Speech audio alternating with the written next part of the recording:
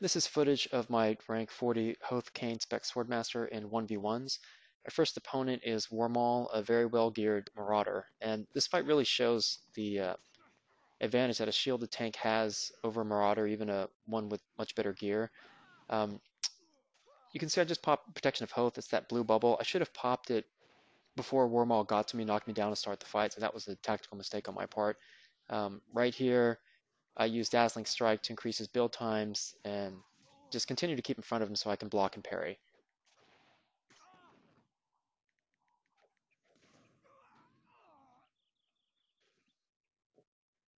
My next opponent is Malpartis.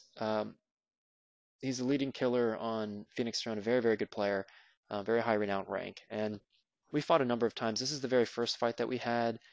You can see there's a lot of dots ticking on me, especially little 42s. Those are touch of palsy. I didn't know what it was, but it's basically a dot that triggers every half second when you're moving. So I came into this fight, learned a lot from the first 4 or 5 that I lost to him.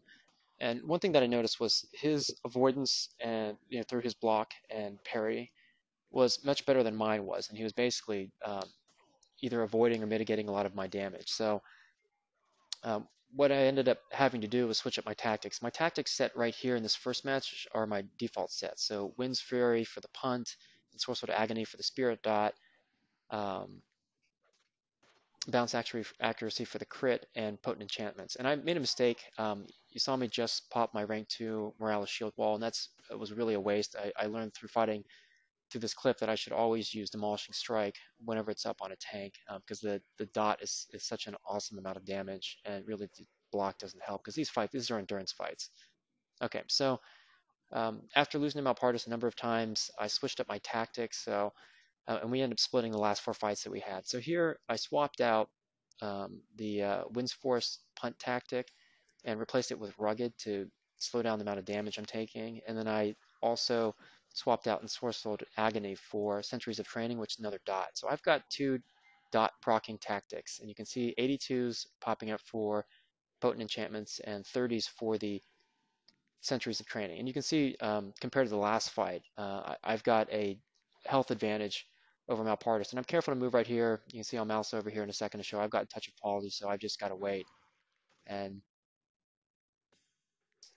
as we start to get lower health here, I go ahead and I pop my AoE root. You can see the blue disc under Malpartis just to keep him close. Pop Demolishing Strike again, and just stay on top of him for the finish.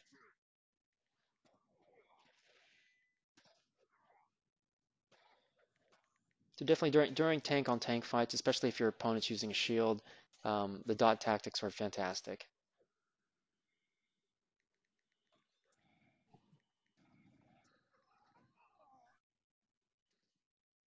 This next clip is against a rank name or Blackwork named Korkork. We fought 3 times. The first fight I barely won. The second and third fights he won. And I want to show this clip. He used a 2-hander in all 3. I used a sword and board, and I really wish I had a chance to use a 2-hander, which I'll explain why in a minute. But if you look at our health here initially, this looks really good. I'm only down to about 95% of my health, and he's down to about 60. He punts me, and you've got to make sure with the Blackwork you stay on top of him.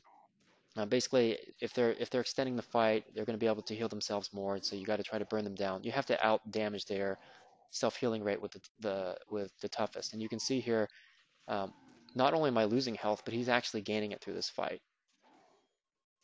I had another clip with a different Blackwork where I tried using a 2-hander, and I found I was burning down his health at a slightly faster rate than he's burning down mine.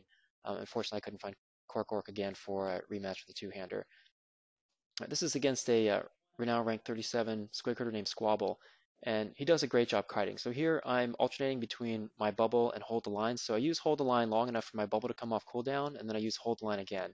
The reason why I don't use hold the line, just keep holding it down, is that it will burn through all of my AP. So I'm trying to cut the angle here on Squabble.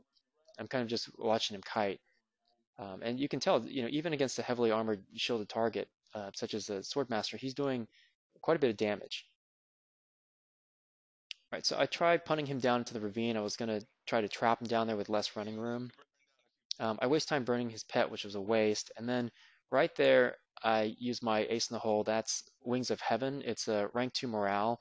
In 1v1s, Shield Wall is really not a good use of points. You should either use Demolishing Strike or, like in this case, I use Wings of Heaven to close the gap. It looks like a White Lion Pounce. And once I get on top of him, I snare him, apply pressure, and even though I'm at low health here, the fight's pretty much over. So I thought that was a great job of kiting by Squabble. Really, really good technique.